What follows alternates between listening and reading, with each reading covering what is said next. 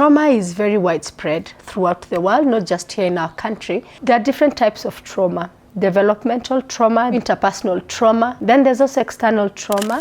Trauma can also be handed down generation, and the impact is huge, not just on the body, on the mind, but also on your body and spirit. If you don't process trauma, unfortunately, might have happened a long time ago, but it will feel like it will happen. It happened yesterday. There are things that you can do to cope. My name is Emily Mbelenga. I'm a clinical psychologist and the founder and director of Iyashi Wellness Center. Iyashi Wellness Center is a professional services firm that is focused on mental health and nutrition. We work in mental health and nutrition to tackle key challenges, and deliver market-informed solutions. We started in October 2017, and we provide our clients with expertise that promotes right-based approaches in bringing the worlds of mental health, nutrition, and sustainable development, because they're interconnected. So today I want to talk about trauma.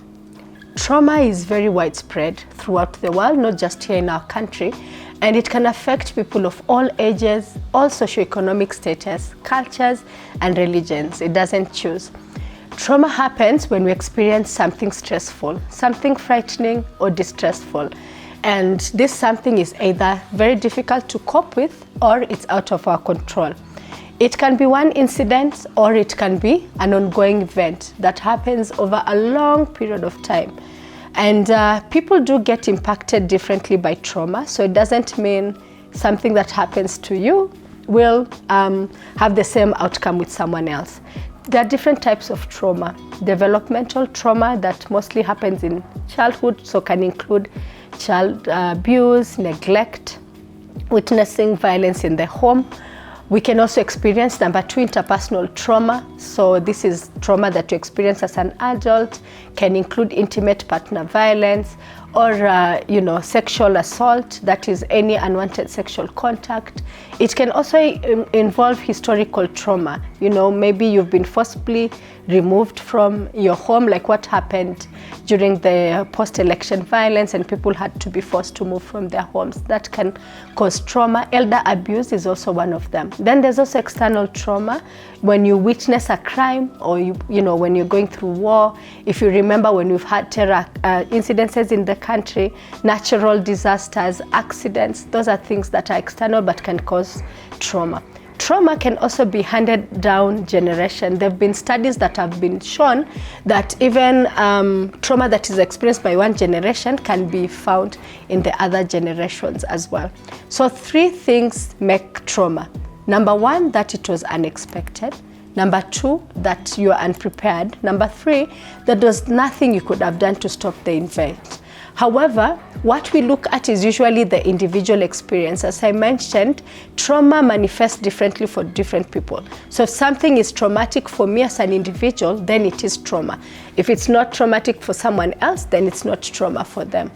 So how do you cope with trauma, or how does it even affect you? Trauma, especially in early life, can impact on the brain. For example, the ability to manage distressing emotions, and that feeling of safety can be taken away from us. In other words, unhappy childhood results in unhappy adults. So you didn't turn out right. You do need to get help.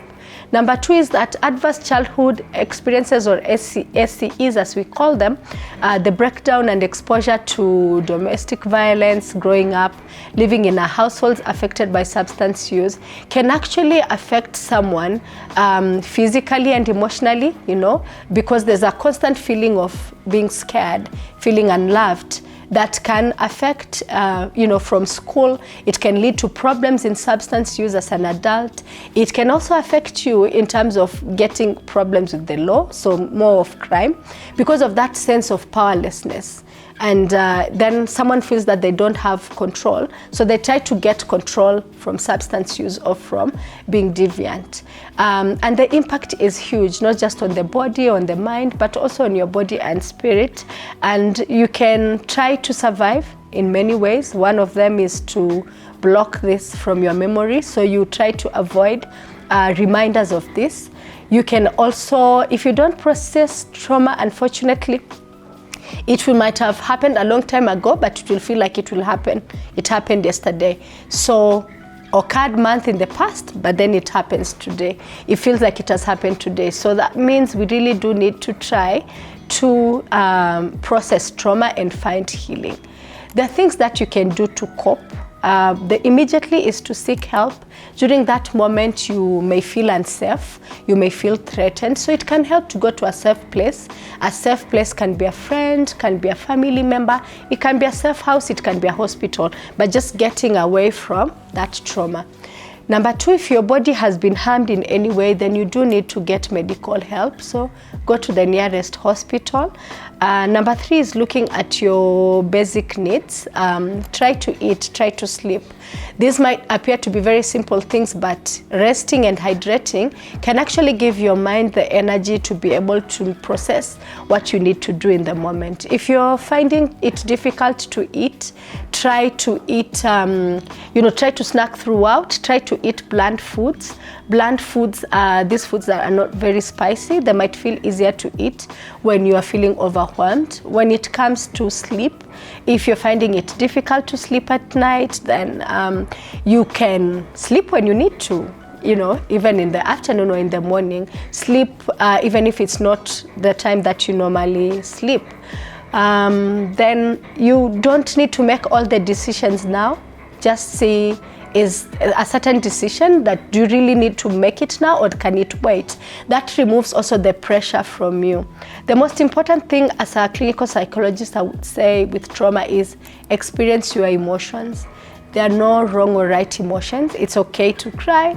It's okay to be angry. It's okay to even laugh. Sometimes people feel like laughing is not the right emotion, but there's no wrong or right emotions. Feel the emotions that you are. Focus on simple things like breathing. Breathing can help you to ground yourself and to stop being anxious. So slow down, take a breath, notice your heart. You'll notice as you breathe, your heart will slow down a little bit, especially when you breathe in and out very slowly. The effects of trauma can really last a long time. Sometimes you can be dealing with this trauma today, but it's something that happened to you in childhood. It might go away for a little while, it might come back. It can show up even in the most inopportune moment. I remember one time a client of mine shared a story of how she broke down in the middle of an interview. And it wasn't about the interview, but all this pain that she had carried for such a long time without processing. So trauma can come to you even in the moments that you least expect. And that's why you need to process it when you can, but most importantly, when you're ready. So having talked about all this, I'd like to close with a simple grounding exercise, and I'm going to ask the help of my videographer, Wellington, to help me in doing this. This is an exercise I encourage you to do, even not only when you're traumatized, but also if you're feeling overwhelmed. It can help you to ground and to center in the present. So, Wellington, are you ready?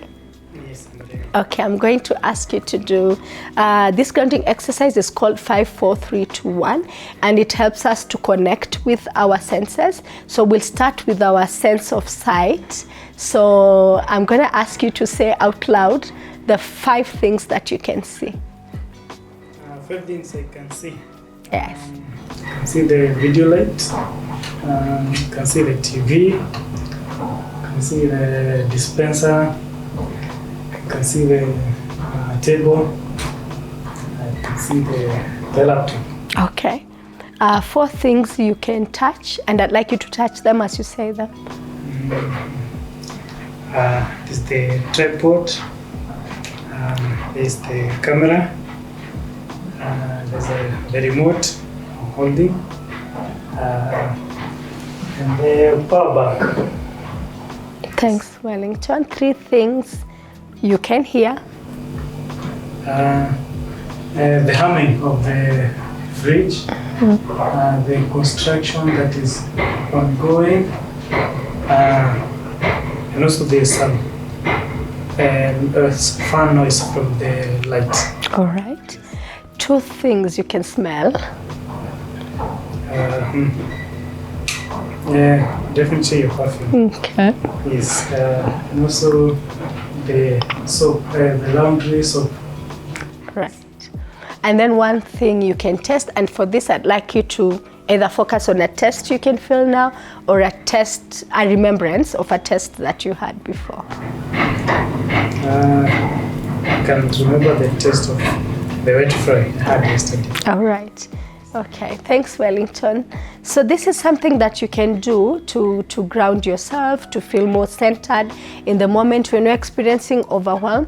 And as I mentioned, even apart from trauma, sometimes just day-to-day life can also make us feel overwhelmed. And I hope that will be useful for you. So thank you, and if you need any information, additional information, you can reach out to us on the information provided on the screen.